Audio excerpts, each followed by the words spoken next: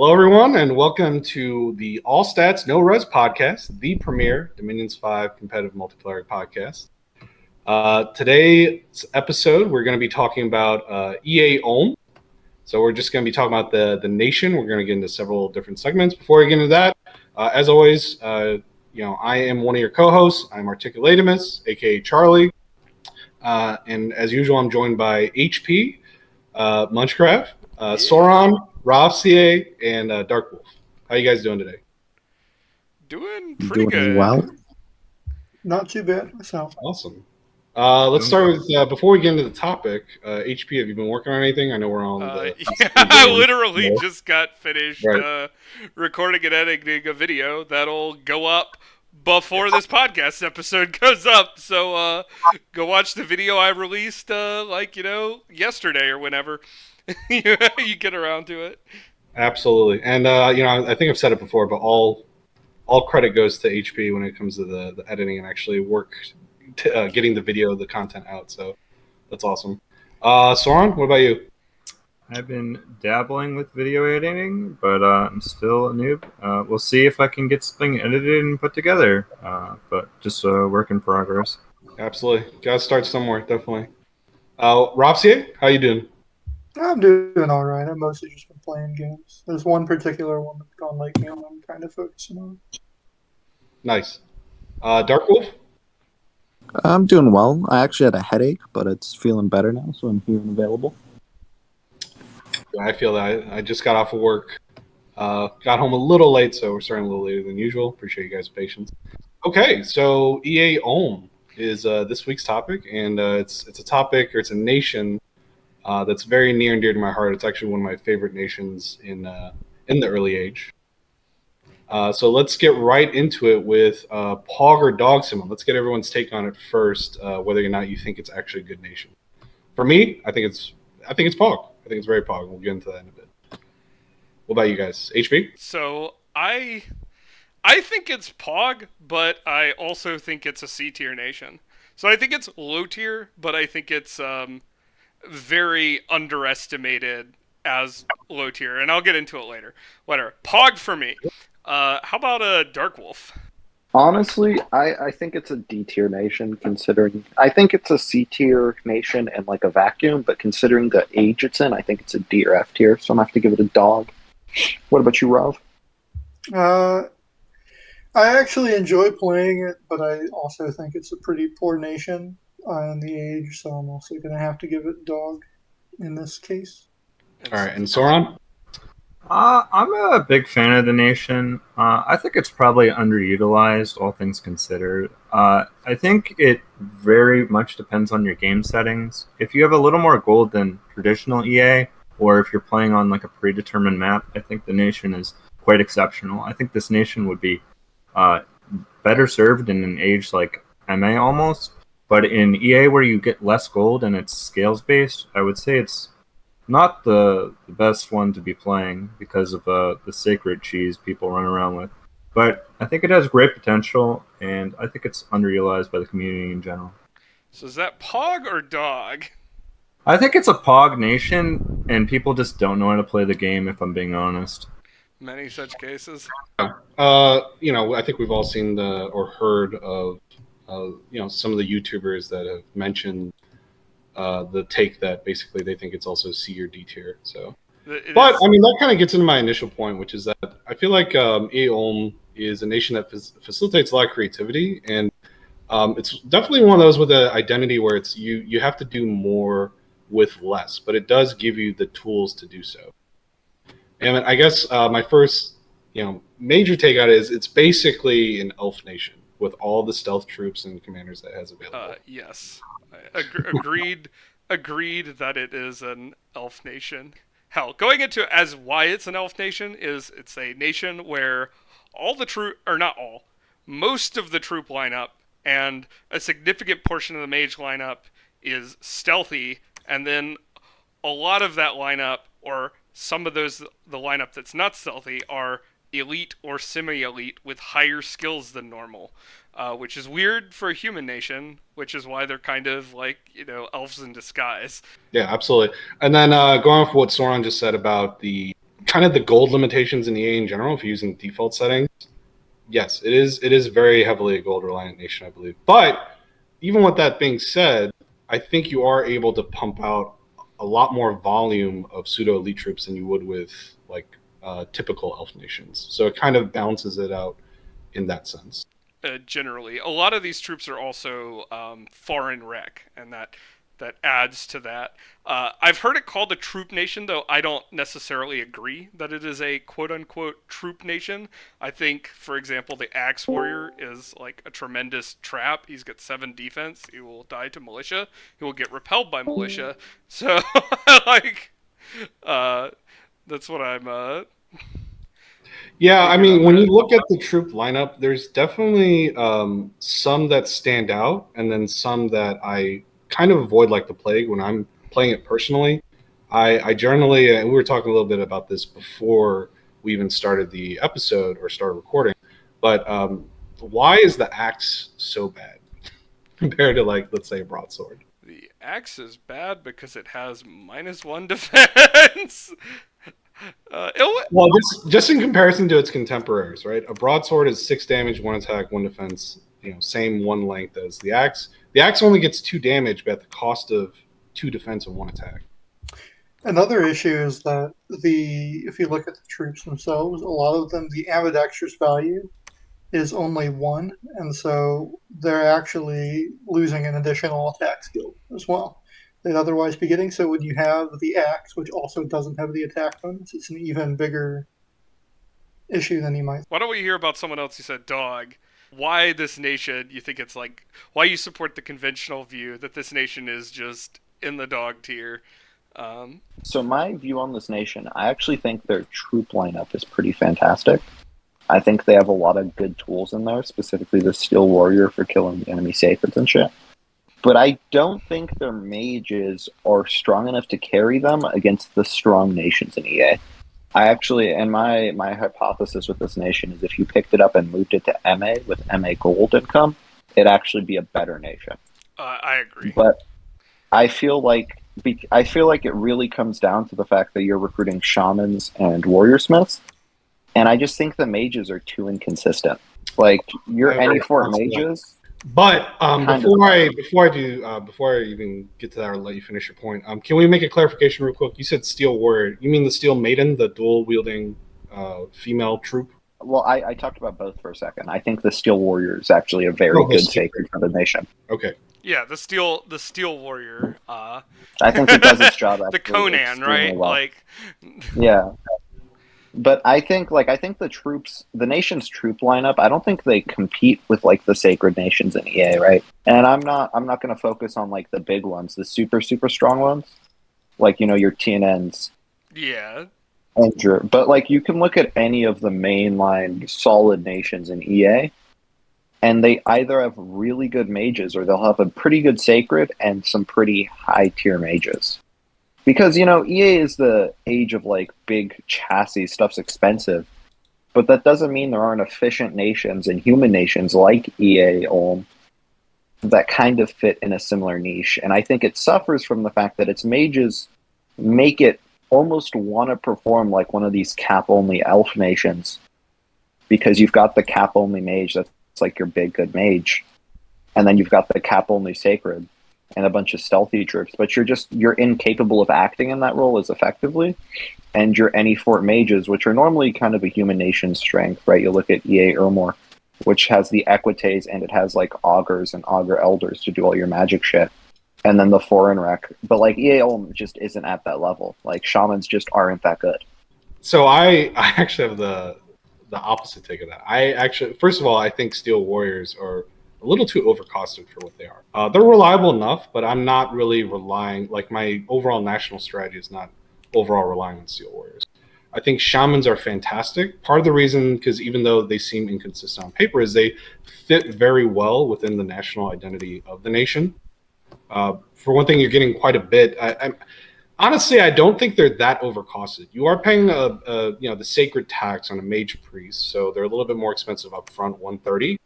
But you're also getting much lower upkeep, right? But they have stealthy, they have the snow move, they have the cold resist, they are sacred. You use them for everything. When you take a look at that, along with the warrior priest, I mean, okay, so looking at all the different mage paths in the game, obviously this is not a blood nation, so we're not going to count that.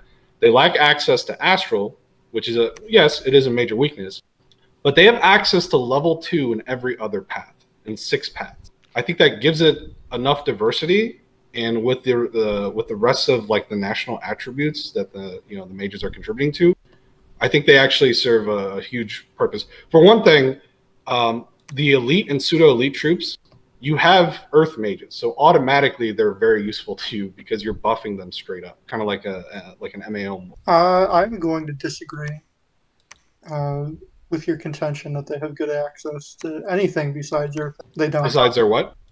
Earth and nature are the only paths they have good access to. Well, if you look at their water, fire, consistent access, yes, because of the 50% path. Yeah, right. Let's draw a line here. Like, they do Okay. not have consistent access to any of the other paths. However, they have a pretty good chance of getting to in pretty much every elemental and nature, death, and sorcery across 1 the in game. 32 of any particular one. Yeah, you will roll per 1 in mage. 32 across. Yeah, the but course you're of the game. exactly. You will making roll enough them. of these. If My you do argument not would be die, that- year 1, you will roll that. I guess my argument would be that you don't have consistent enough access to the level 2 mages that you need in order to make your build, your research focus, workable. I think you just have As to an plan example, if you go to Conjuration 5 for elementals because you have all of the elemental paths on one mage, I think you're going to find that you don't have consistent enough level 2 access to really utilize the elementals how you want to. Well, if This we're is not a nation where I would be rushing Con if 5. we're talking about Conj 5, they have consistent Earth Elemental access, which is not the best elemental, but that's fine. But the big thing It's not about inconsistent. Conj 5 that they do get consistently is the Antlered Shaman can gem Strength of Gaia into Howl, which is consistent. Yeah. So I agree that they're not like an all elemental power as if they would have 2 in every path. Like it's not like Phlegra where you automatically get 2 when you get the what's that guy, the Trophimos Sage, right? But Right. if you do go up to 5 in Conj, for example, you are going to get Howl, and I think that's like a really a really big thing for your nation, being able to just howl on your Cap-Olis, and then you do get Earth Elementals, and maybe you'll get other Elementals. I think 1 fire you can gem into fire elementals. It's fine. It hurts, but I have done it before, and people don't expect your fire 1 to cast full-size fire elemental. Okay, so I don't think we should be focusing on the conj rushing of this nation. I don't think it's the way you want to come at it. I think you want to play this nation very differently than you would play other nations in the game. It's not as straightforward, and that doesn't necessarily make it weaker, but it doesn't make it obvious. And I think that's a lot of what happens with nations in this game is people struggle to play them, and then because they struggle to, like, they're not as obvious, they think the nation is bad. I don't think like you're gonna take a standard path like this. I definitely think this nation is more like either an alteration into enchantment nation, or it's gonna be a construction alter, something like that. You're just not ever going conj first because it doesn't give you enough value, and you're not really making use of your troops. We were talking about conj within the context of path access, but since you brought it up, and we're talking about const, and one of the mages, the warrior smith, is definitely a national advantage to the nation. Why don't we talk about how this is an army thug nation and what that means? Because I feel like that is a somewhat underexplored topic, except for the video Darkwolf did on it. It is somewhat underexplored topic among the Dominions community. This is a nation where you are forging gear and mixing in thugs, usually shaman thugs, into your armies to get better results for them. Yeah, I agree. That's something I do a lot, either as small raiding thugs because they have very low but serviceable 10 leadership, or as army thugs in your main stacks as an anchor point, for instance. Yeah. Not only that, you're actually able to recruit mage is pretty much every turn out of every fort because you don't have to rely on forts to recruit your normal leading commander, which is a warrior chief recruitable in all forts. Yes. And the warrior chief itself, you can also thug. And Highlands. They're recruitable in Highlands as well. Are they? Oh yeah, It doesn't list both on the in-game screen. yeah, you're right. It's Even an though it is undocumented recruitable. bonus. That's funny. Thanks, Illinger. Yes, this is also correct for I believe the One of the axe guys. Axe Warrior and Warrior, Yeah. as well as the Warrior Scout and But- the Shaman. But for 75 gold, you're getting 80 leadership, so line access with elite stats, with every slot available. I mean, I think it's one of the main advantages.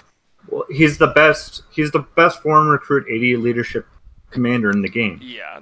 He is He's the best foreign. Just straight I think up. he's the best foreign recruit commander in the game. So let's talk Period. about this guy because for leading troops. he is a national leading advantage because he is 80 leadership. He gets lines with that. He is stealthy. He's got random terrain survivals. 75 gold, which is not bad, and he's foreign recruit. So he is an insanely good leader. And again, going back to what Dark Wolf and Sauron have said, like in MA, this nation would be a lot better because you get a lot more use out of that guy in MA. That's true. But I wouldn't say anything is like uber expensive that you're really like recruiting. So yes, while I believe that EA Ulm would be better in MA, I think they're fine in the conditions are in default EA. Well, I think. But again, like everything that like all the tools at your disposal, they kind of synergize pretty well. It's because of the fact that like your warrior smiths, for instance, have that minor forge bonuses that you can actually pump out all the equipment to gear something like a warrior chief. Right. And I think So- I think they're very gem hungry, which I think is a weakness, but that suits them for EA. However, I also think they are somewhat gold hungry, which does not suit them for EA. I think the biggest problem with EA is the meta game. You do have these like really high powered, like the Vanheim and Abyssia and Russ or whatever. Those are the rushing ones. I just gravitated towards them. But you do have high power and very strong sacreds, which the Steel Warrior, while it is a perfectly serviceable sacred, I think it's good. It is not going to beat those rushing sacreds, so you're just kind of automatically in a lower tier in that age, and then the nation has some other issues. You will be able to outraid most nations, maybe not some of the elf nations. That's true. But when we look at stack v stack, I think mixed elites that are buffed, and then you mix in like thugs to do the actual killing, they can deal with those kinds of threats. Like you have to look at it in a very like Sauron was saying, in a kind of a non-traditional manner.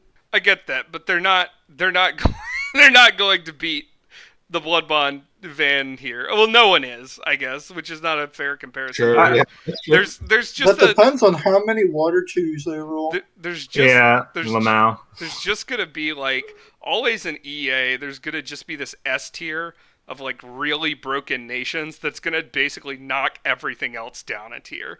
Yeah. Right? Like you have. But that's a problem inherent with the age. And It not really is. necessarily Yeah. The nations But that are present, right? So I think it's fair to include it in like your view on a nation in the age, because there are a couple of this nation's good, but it'd be better. There's actually a bunch of this nation's good, but it'd be better in MA nations. But EA Ulm has like that really strongly as far as syndromes go, right? Because you look at the EA roster, right? If you really look at the EA roster, MA Ulm, and this is really coming back to why I don't like them as a nation. They don't really have anything, because you play them and you feel like you chose the hardest difficulty on the game. Like you have the stealthy troops, you have the sacred, and you have these forgers. But you're playing with what feels like a handicap when you compare it to any of the other nations. Like I could list 15, 20 EA nations. Oh, list that them then. can compete Let's hear within it. the age better. All right. And we can disagree Hit on on? yeah, I think hit on. it. All right, that's a. I think hard the answer.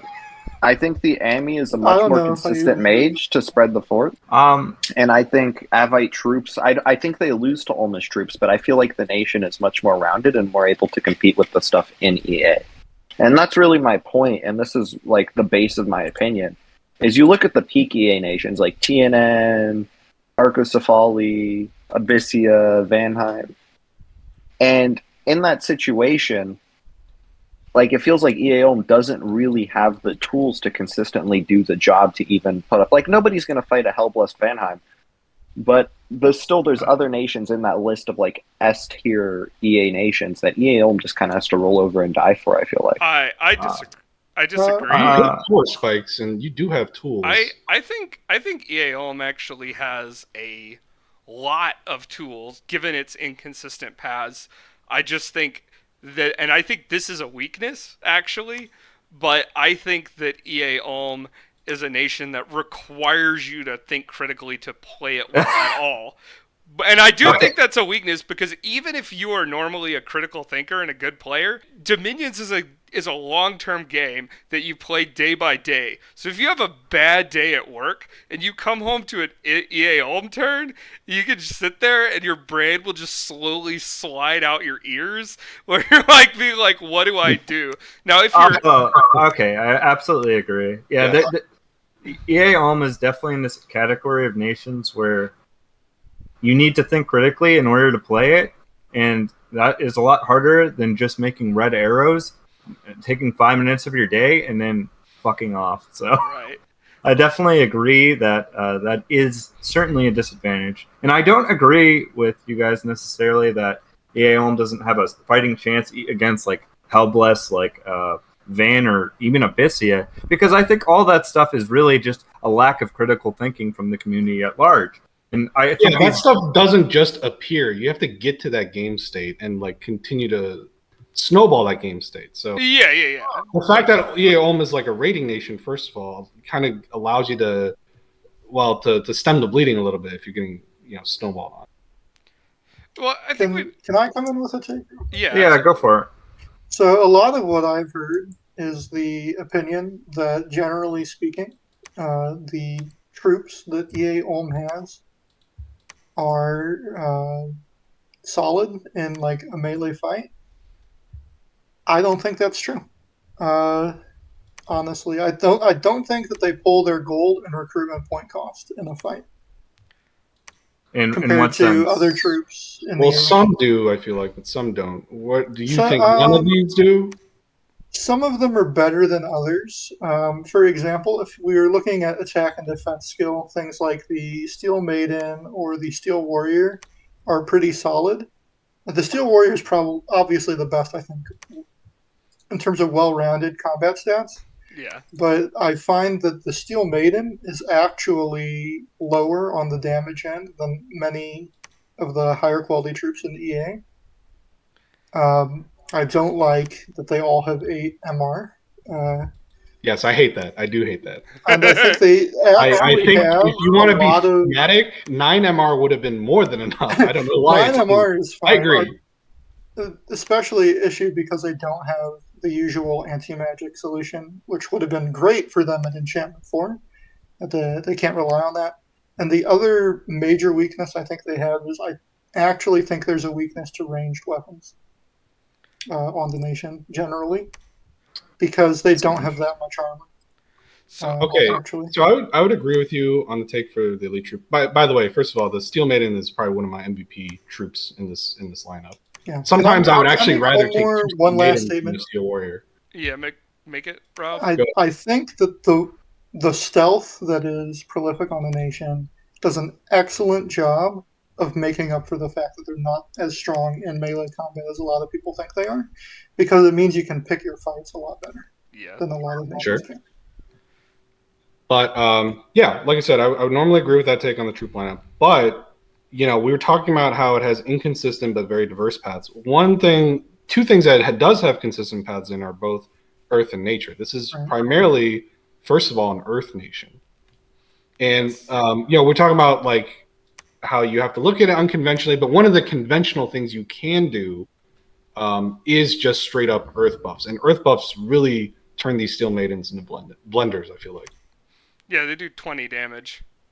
I with Strength of Giants. I feel like 6 attacks per square because they're dual wielding with 12 attack, which is decent, and then they also have a helmet. So I don't know. Once you go ahead, I feel like the troops on this nation and this. I have not played real games as Ulm. I have only played several blitzes, but I feel like the troops on EA Ulm are like they're toolbox troops. They're not. People call it a troop nation, and you expect them to just have a good troop like the Bacchus show. But I don't think they have like one that's just like, oh, this is the good all rounder.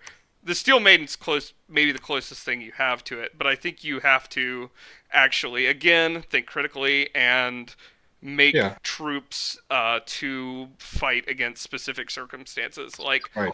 I find the Iron Warrior is generally underrated, not because he's like he isn't stealthy, but like not because he is like the best melee combatant all the time, but because he does have a little bit of extra armor and he does have a fucking 25 damage, 12 attack maul, which when you want to do a lot of damage, and sometimes in EA you really do need to just have something that just beats down a giant. When you want to do a lot of damage, he does a lot of damage, especially when you Strength of Giants him. That's going to go up to like 30 damage.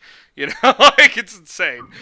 I mean, you have access to everything you need, I feel like. You have access to shields, you have access to cheap archers, you have access to a heavy-hitting two-handed weapon, and you have access to multi-attack, pseudo-highish attack, and you, of course, have your sacreds as well. Well, you do By the not way, have can I armor just say, because it's EA. And so that's fair. But, Legions of Steel does kind of help that, and then later on, Marble Warriors. Like I said, this is an Earth nation. Earth is primarily like a troop buffing path, right? Yeah. And disabling is the other big one. This is one of the few nations I will also feel comfortable putting Chill R on, because everybody has CR5. I don't know if that's like a spicy take, but I would not take Auras. I feel like this is like a really good stats nation, and I don't feel like I would ever trade Cold Aura for stats.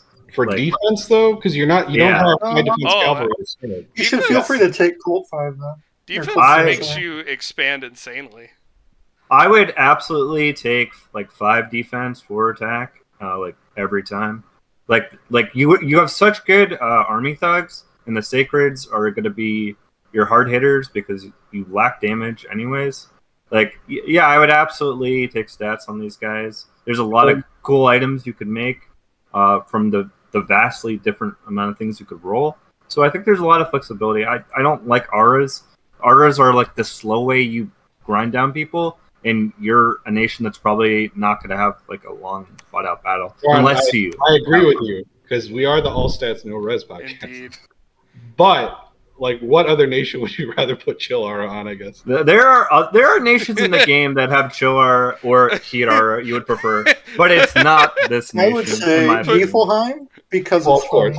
Put Cold Aura, Chill Aura, Fate Weaving on this stupid ass LA Agarthan idiot. I think that build is actually just not good. I haven't tried it. EA Atlantis.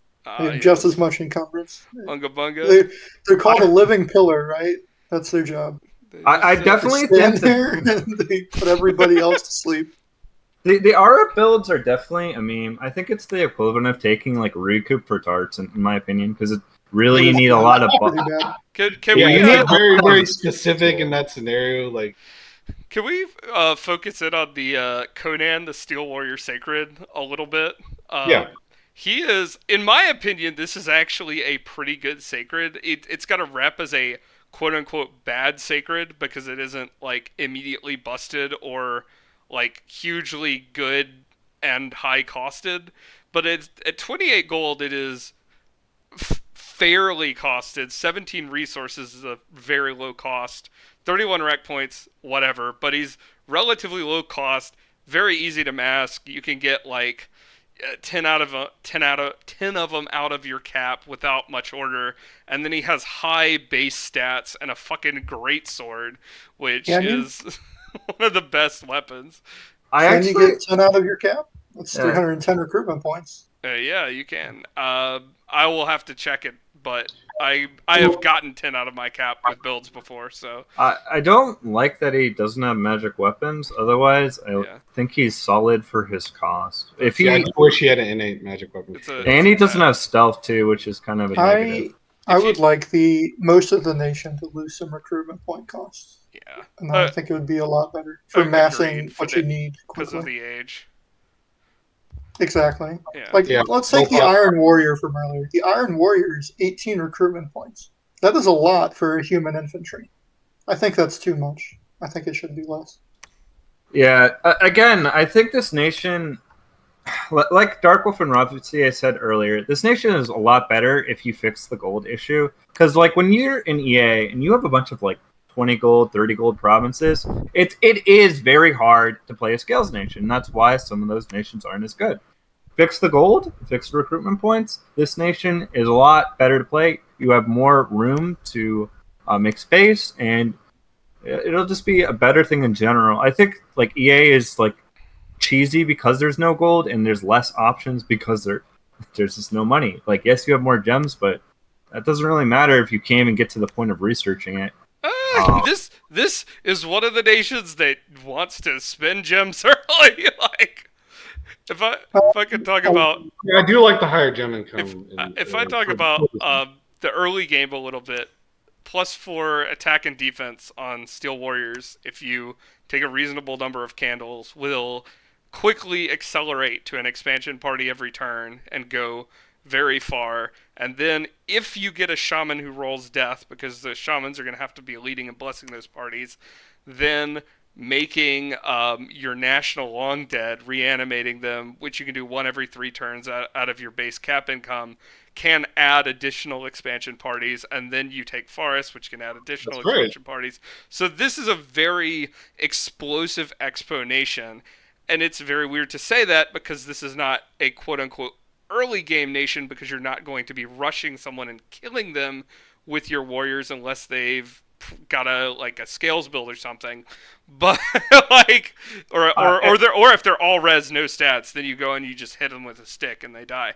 But I kind of disagree with you. Like normally you would explode with foreign rec, but because your provinces are going to be garbage on average, you aren't going to be foreign wrecking as you would in MA. So I don't think that's necessarily true. There's a lot of RNG. In blitzes and expo testing, I have had very explosive expansions with them.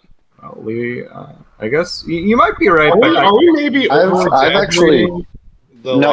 I've played them in an actual game, and my expansion was fantastic. That is not one part of the nation that I think that suffers. The nation actually expands extremely well because I out expanded all my neighbors, which maybe is why I died. I got attacked by 3 people. I mean, I think it really depends. I think you if might you be hyper-fixating on just like the crap provinces you've gotten in EA, but like it is worse overall. Don't get me wrong. Like EA is going to be like 40 gold average instead of 50, right?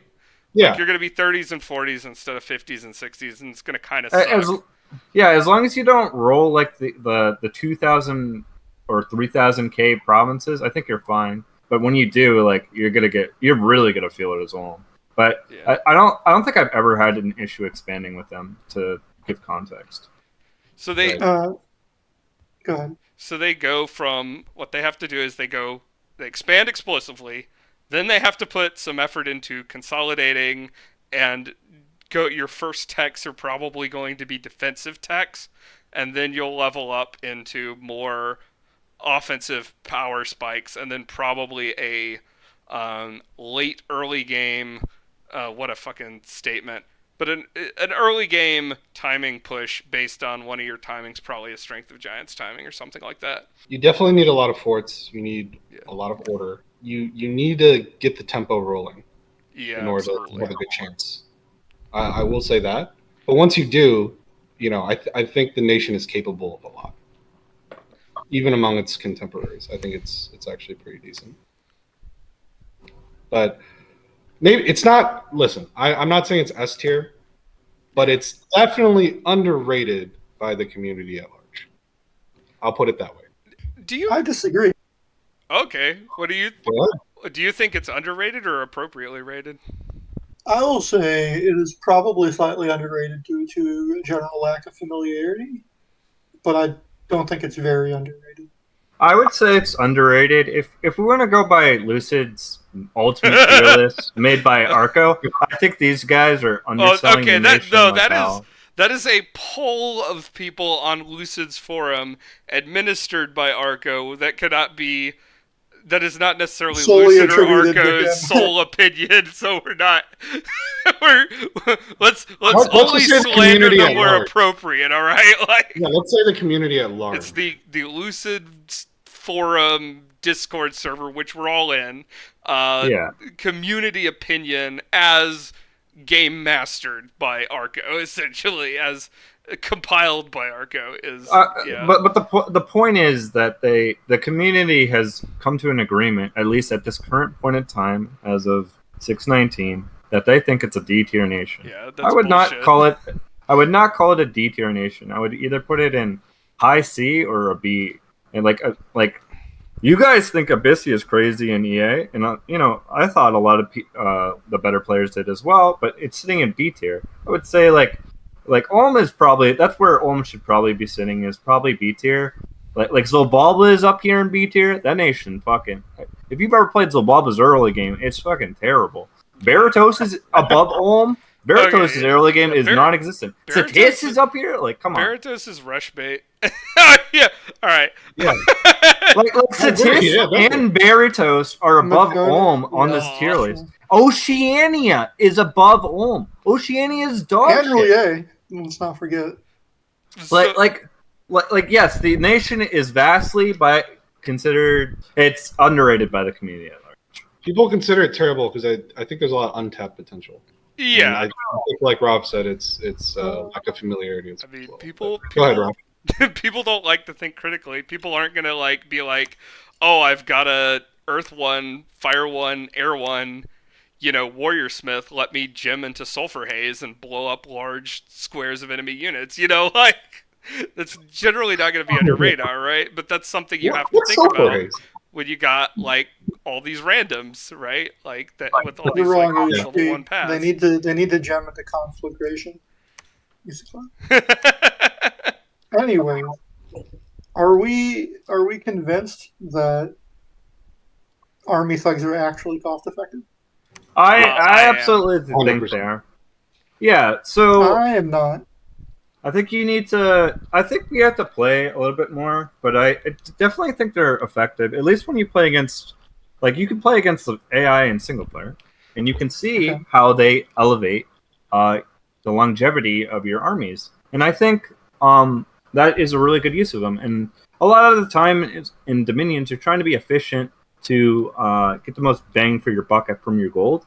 And I think Army Thugs can really help some of your main core troops not die.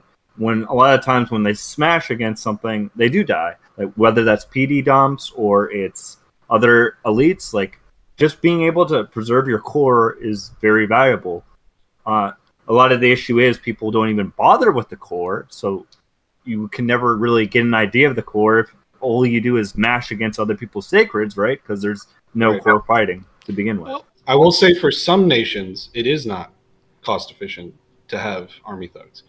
But this is one of the nations I think it is perfect for, because you put a Dwarven Hammer on a Warrior Smith, you're pumping out like a two Earth Gem GSS, for instance, and you put it on a Shaman who is self-buffing, getting point buffs. I mean, that's a killy unit. And it's screened by your other units. Like, that's the purpose. Very importantly, the Sacred on the Shaman matters on this nation because it's a nation where your Steel Warriors like stats, and then if you have stats and you give a guy whose Sacred status gives him stats, Army Thug gear, those all carry over. So, like, if you took +4 attack and defense on your Steel Warriors, which will transfer to the Shaman, and then you give him a GSS, that's going to give him 8 attack skill above where he would normally be, and like 6 defense skill above where he'd normally be. So he's sitting at like 18s,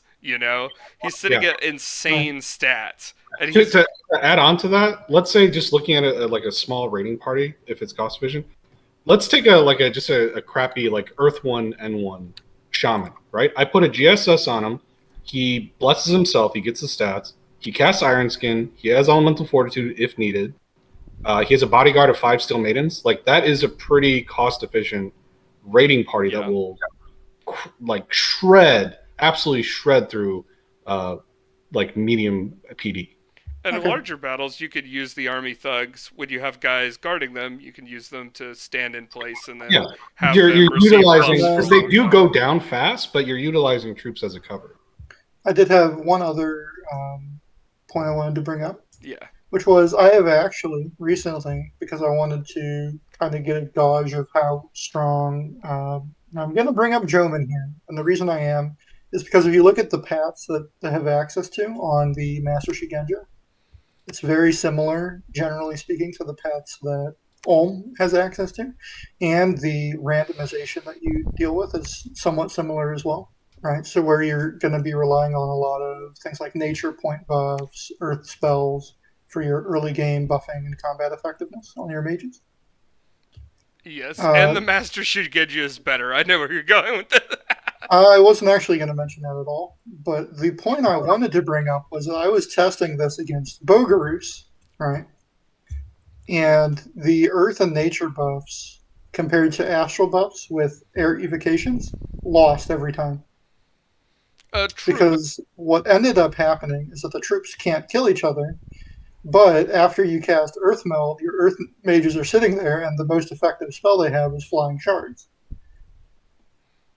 Whereas Lightning Bolt, even though it's often castigated, if the troops are struggling to kill each other, Lightning Bolt suddenly is going to become a difference maker in that combat. Well, I think it's worth noting, and I think that's a fair point, but I think that's too matchup dependent because Lightning Bolt I will agree. is a elemental spell which can be Yeah. countered by resist, and in that note, like even if we're saying, oh, we're assuming people don't have resist every fight, there's also poison and sleep cloud. Well, I Which did want to bring the up nation this is matchup dependent, and that's one of the reasons I was hesitant to bring it up is because there aren't very many astral air nations in early age. Shocker, if there are any. Yeah. But my main point was sometimes when we talk about how strong Earth buffs are, we have to be a little bit careful with discounting what other nations also have access to for scrappy early game fights. Because I think it is easy to fall into the trap of I have an AoE 25 buff, therefore my magic is better, when that's not always the case. I've always had the opinion that Earth buffs are a little, and on this is controversial to most people in the community. I personally don't think they're as Earth magic by itself is as crazy. I think when you hit like Marble Warriors later in the game, and you get when you get Army of Gold, those are game changers. No, they're fantastic buffs, but I personally I've never really been sold on the whole Strength of Giants, Legions of Steel. Then you have Earth Meld. I think that they're strong, but they are not the end all be all. They're not win buttons. Yeah, I agree with that, but you get them so early. Like that's a power spike in your. You do. To be clear, Charlie, when I did this test, I did give both sides approximately equal research. Like Evo 2 and Alteration 4 is pretty similar to Enchantment 3, Construction 3, Alteration 2. Sure. Right? It's not that far off. I mean, me like undermining Earth buffs isn't to say like that like they're not strong. I'm just saying like I think Earth might be a little overvalued in general. But that's just like that's kind of like off topic, my opinion. And a lot of people will disagree with me. I will say it's easy to execute. Like you kind of turn your brain off and just. I'm a big. It is easy, yes. I'm a big Earth stan, but I think the good thing about like Strength of Giants, Legions of Steel, the two good things is Strength of Giants is a damage buff, which is very limited in Dominions 5. How much there is that actually buffs your troops' damage instead of like just buffing their defenses. It's like the one blood spell, Strength of Giants, Enlarge, Army of Giants, and fucking Weapons of Sharpness, right? So like, it's one of those, and then also it is a very good spell for like having one mage can support a lot of troops. He can support like 40 guys or something, or 20 guys. Right. So it's like more than that actually. You can cover 20 guys in one AoE. That's only like AoE 7. Yeah, it's very efficient. Like there's no doubt. I just think like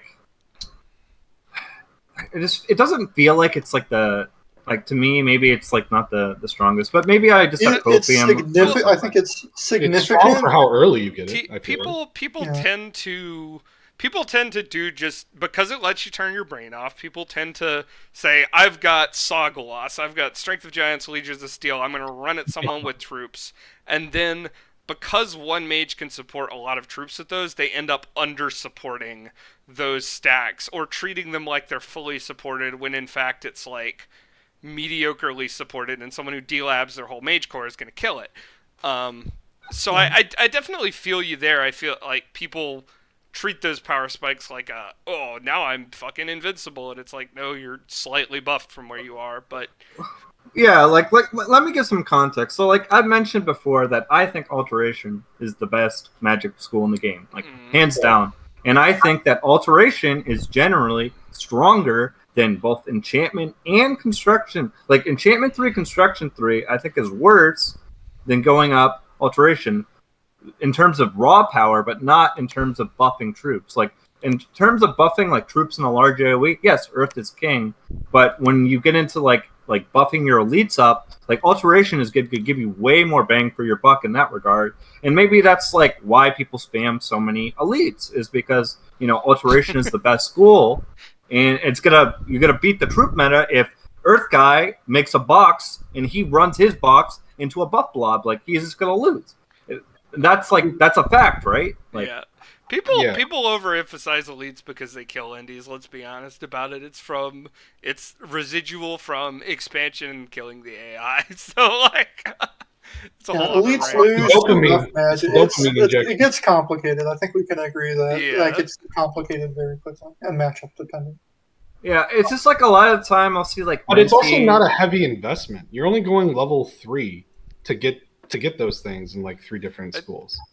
It is an investment early though. It but is. it's also a noticeable power spike very early on. There are other noticeable power spikes early in the game. Of course, absolutely. And I think they're comparable. But I will say, I will say, Strength of Giants and Legions of Steel specifically, just looking at those 2 spells, you get maximum impact on EA Ulm specifically, because I believe almost every troop that you would put that on has a helmet.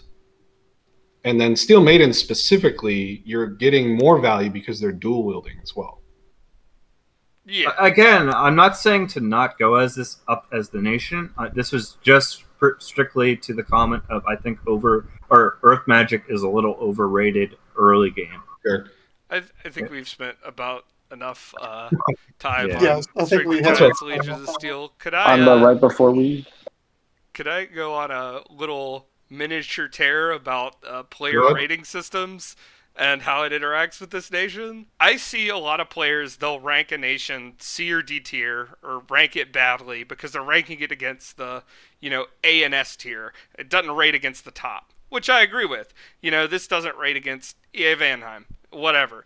But then I will see those same players take a higher ranked nation, but take a build that does not rate against the top builds, and they'll be like, oh, I've got a high tier nation, but then their build will be worse than a build that a C or D nation could come up with against those high tier nations. So I think there's a little bit of a disconnect in the community when it comes to rating. It's like, yeah, this nation's like low tier, compared to the rest of them, but like, if you actually try to build it well, then you're only non-competitive with like the top builds of the top nations. Most of the games you play in, you will be able to beat other players who are taking, like, they'll take a Femoria, but then they'll be like, I'm going full scales, and it's like, that's not going to rate against any Rush nation, like, whatever. Like, it's a skill issue. Yeah, absolutely skill issue. Let me build off of that. Like, the reason it's funny that you point this out. So it's like, yes, EA Vanheim is very good, but EA Vanheim is only good if you take the build. If you play EA Vanheim and you take some irrelevant Titan, all of a sudden your nation kind of sucks. That's the same thing for Abyssea. You play Abyssea and you don't take Bark Skin. Well, your build kind of sucks. There's certain things you need in order for a build to be good, and that's the same way for Ulm. If you don't take the correct build that is actually powerful, your nation will suck. So it's like, Yeah. it's literally the same conversation that people talk past, and they don't really identify nations' best builds, quote unquote, against each other. And I feel like that's really important for the conversation. Because again, if you run your best EA Ulm build into someone's garbage EA Van build, you're gonna fucking clap them, because like their sacreds go from being insane to like good, but they're not, really tapping into that potential. That's my opinion. Well, maybe part of the problem as well is like, and maybe somebody else can expand on this and give some examples. But what are some really strong builds for EA Ulm?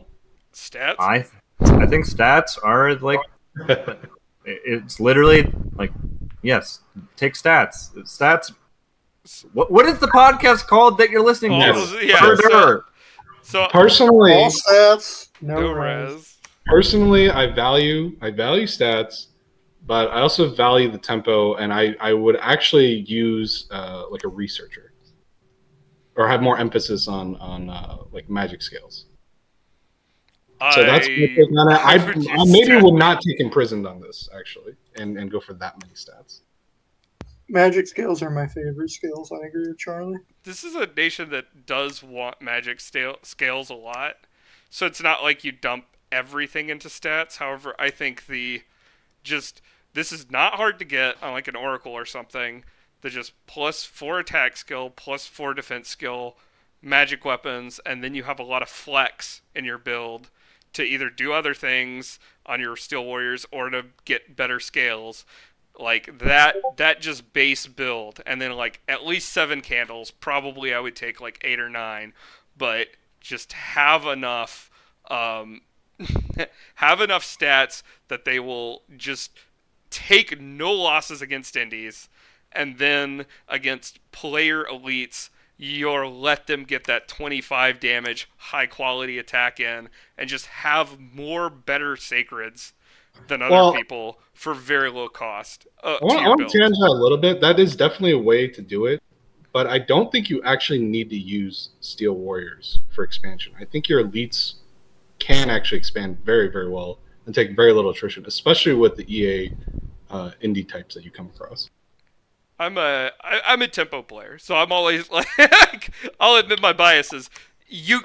There are more ways to build this nation than the one that I build it as, but I favor strongly the tempo build. So if I'm given EA Ulm, I'm using a stats bliss to expand, a nutty amount, and then taking advantage of the fact that my sacreds, like golden resource wise, will trade up against other people's sacreds, except for the very top tier builds of the top tier nations. Well, you're one of the few people I know that takes Death 3, so that's fair. I won't get into that. I think it all depends how you want to play it. These guys might be a little too many rec points to take Death 3 on EA Ulm, but maybe. But if you take Death 3, you can afford Order 3. I think your only thing are your troops everywhere, and if you're killing your pop everywhere, you don't get your troops everywhere. I think that's actually a clown show. The best, can I just put in something real quick? The absolute best feeling when you're playing EA Ulm is when you're raiding with stealthy people, and you raid into highlands and forests, and you make more stealthy people to raid more with. That is the most amazing feeling. Because it's like they chase you off, but now there's 2 parties raiding them, and they're like chasing you around. It's great. I think me and HP were talking about this the other day. I think people underutilize the entire province defense raiding game in general. Like, hey, that's so what I just made to a expand video on this. So to expand on this, it's very easy. There's an entire game that a lot of players will ignore, and this is how you PD. And I feel like we should probably touch on this, maybe in another episode, but just to briefly touch on it. People will PD an average. It's not going to be like this weird variance. Like, you have to realize you're playing against human beings, and they have habits. And Dominions is a tedious game. They're not going to fucking change around their PD numbers. So most people will do like 1-6 or 11, or they'll have their occasional 20s, if not more, in terms of PV. Some people do 10, etc. Yeah, so it's very important to figure out whenever you start fighting someone, how is my opponent PDing, and is he adapting his PD across the board or on the Probably board? not. And you can get a lot of mileage from just basic, making we were saying heavy infantry, but like Ulm has like great national troops that are very inexpensive that you could throw a party of 10 together if the other guy is 1 PDing or 6 PDing and go crazy. Like you don't even need the foreign Rex like necessarily. You can just start going. So like Ulm can really like play the raid game, but people just don't play the raid game. It's kind of weird that it's, people talk about high level and all this stuff, but they never really mention the entire raid game, which is such a fundamental part of the game. Now, maybe I'm wrong, but yeah. No, you're right. You're right, and I just made a video on it that'll come out before this podcast comes out. So to the future, and that has been your weekly rant by Sauron. So to the future viewers, Sauron is not repeating something he heard from a video. We both had talked about it, and we have both come to basically similar conclusions about it by talking with each other. But on that note, EA Ulm, their scout is recruitable in all forests as well, so you're not going to get scout screwed, which is an issue in the EA. Value. Absolutely. Okay. So and Highlands and Mountains, which is not listed, yes, even though it's undocumented. Thank you, Ulm Under. Yeah. And thank you for knowing that, Rob. Oh, jeez. All right, great. Before we conclude the episode, why don't we go over just maybe one major change that we would make to the nation to make it to have more parity with some of its competitors. Oh, that's easy. You want to start then? I'll start. I think the antlered shaman as a cap only, like your signature mage, so to speak. I really think it needs to go down to 2 recruitment points for the type of mage you're getting. Either that, or have a higher path limit, or be recruitable anywhere. So one of those 3. I guess just making the antlered shaman a little bit easier to get and more efficient. So that's my take on it. Wow, that's such a conservative take. I would have. I'm going to take the high road here. If Warrior Smith could get water too, not as random, this nation would dumpster some of the cubes. Yes, this is if you could get your cubes consistently, I'd play this nation just to kill Vanheim and Abyssia, then go AI. Are we changing the podcast name to All Cubes? No rest. If we would do that, you might get cubes nerf defeated that, and that would actually be a giant negative to the game. So I think it's kind of cool that would cubes it be? I mean, if you're under size 4, cubes are kind of like. It would be a huge. You don't want to see that guy. I think it would be a negative because it would remove a control on some of the more broken shit. Right? They're kind of a like. Like is another broken mechanic really a control another broken mechanic? Like cubes aren't broken. Like you can't just run them at an army and then expect to win. They're an anti-elite. Depends on how many cubes you have, man. Well, if you have enough cubes to take an army, then good job for you. To expand on the cube part, I think it would be a negative for the game because cubes are a kind of an awkward unit to use, but is very powerful if you can get to work. And there's a lot of counterplay to them, such as like you can just kill the magic leadership. But cubes do delete a lot of the toxic parts of the game, which I feel are kind of like small brain, like, hey, I take this bless and I make red arrow, and now I am big and I have gotten into the mid game, and all I did was make red arrow with blessing. I think this is the All Stats No Res podcast. Yeah, but that's why we take stats to kill these. You can take stats. You do the brainless shit, and then you do the brainful shit. But hold on, even without guaranteed water 2, which by the way, you can still get water 2 just natively. But like, can't you just make water boosters? That's the problem is the water boosters. Yeah, never mind. So it's not the access; it's the volume to getting as many cubes as possible. There's also the timing, because cubes are much worse once you're at construction 6 than they would be at construction 2. Yeah. Construction 6 is terrible for cubes. Yeah, and they also run into the issue that like cubes are kind of you need a certain mass of them to get real effectiveness out of them. No, you just that's have not one negative true. part, But but if not you're true. like, That's as false. yeah, it depends on what you're fighting. But if you're like countering a 10 sacred raiding party, 3 or 4 cubes can kill that. So Yeah, Well, it still needs to be proportional. But so but so yeah, if we but want if to you, yeah, go if if we don't mind going back to the changes to EA Home, Yeah, let's yeah. Yeah, we can do if that. you don't, That's yeah. fair. So I've got a boring take and 2 hot takes. So the boring take is just add more paths to the Antler Shaman. I think he's fine at 4 rec points if he had more paths. I think his 10% needs to be either a 200% or a 150%.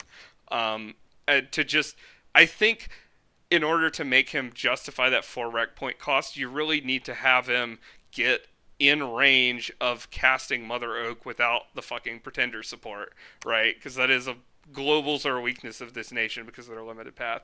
Then the 2 hot takes, I think their temples could be 200 gold, and that would be a big boost Ooh. because then the shaman forest recruit would actually matter.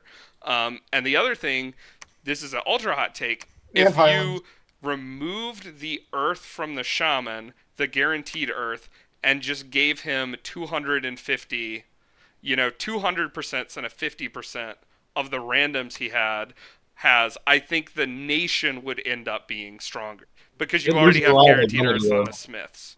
Yeah, that's true. That seems, I don't know. That's A Because little pretty too, strong. a little That's too pretty good. Says yeah, Joe. that's a little too good. I feel like. oh, what you mean removing the earth and adding another 100% on Yeah. the shaman? And Yeah, getting the 200, the linked random actually would make that a pretty strong, you could random up to pretty death 3, strong. Lamau. So Yeah, it's pretty. to be clear, I rate Ulm as like B tier personally, and I really like this nation. And I really don't think magically it's as weak as everybody thinks it is. It appears weak on paper, but I think it has a lot of tools. But no, I mean I could see something like that, maybe a little bit less or a little toned down. But okay, I see that. What about you, Rob? So I've been clicking around a little bit, some EA human nations, and I think aside from just Ulm, just going through them all. Like in the age with the fewest recruitment points, can you make like normal human troops easier to buy with recruitment points, please? They are elite. Like I'm looking at Marverni and Machaka, and it's like, why are these all 16 and 18 recruitment points? Please stop. Well, they have heard your prayers because aren't troops supposed to be easier to make in Dominion 6? Yeah, I think so. I think they Definitely just so. ramped up every single Like, population Thanks, level. Dylan. like looking at Machaka, right? Like, why is a Lion Clan warrior actually 18? Like, I don't know. I'm sorry. Though I I will say you can change recruitment points in the setting. You can bring them up to 125% in the EA if you want to make a game with that neglected setting. But that's that. Yeah. All right, Dark Wolf. What about you? Any specific change you would like to see? To be honest, I think if they really want to make the nation, I think they actually go in to, like, if I was thinking, what's the smallest change that I think makes the nation a lot better? I think you either cut one of the excess tags on the Warrior Smith, specifically maybe the resource bonus, to make it cheaper because it's at 110 gold, or you go into the Shaman and like remove the death random, the 50% death random. I think that actually buffs the nation very much so. How I don't is like that? that. How is that a buff on either? I like the I'm death. sorry. I like the death Okay. random too, but I get I what did he's saying. as It just well. makes it more Why is- consistent, right? To make it cheaper. I think the nation is too inconsistent, and I think the nation's mages are too expensive, and I think that like that little fix of removing the 5 resource bonus, or going into like the smithing and going into one of the mages and like removing an excess random. I don't know if the death one's the best one, to be Well, honest. here's my I second. hate But, that. I Here's hate my that. secondary take. Secondary No. take for fixing the nation. It's 100% random instead of a 50% random. You don't change cost Oh, or yeah. anything because they'll enter overcost everything that's good and beautiful. So just do that. It'll enter overcosts everything that's good and beautiful. Rob CA. That is good and beautiful. Uh, It's true, HP. I mean, like, It's not far from like Well, they don't let's just overcost the say that bucket show. the things that they That's don't true. overcost are disgustingly cost efficient, which means that they're overcosting a lot, right? Right. Wait, can we not ignore that? Yeah, so I really don't like those changes, Dark Wolf. I think removing the we'll death have would to be ignore them because this is what Charlie. We're running up Yeah. on I our think time limit, right? okay. Yeah, we're a little past our time. Okay. All right. I'm gonna wrap this up. Thanks for joining us on the All Stats No Res podcast. Join us next episode. We have not discussed the topic yet, but I guarantee you it's going to be spicy and contentious and elitist. So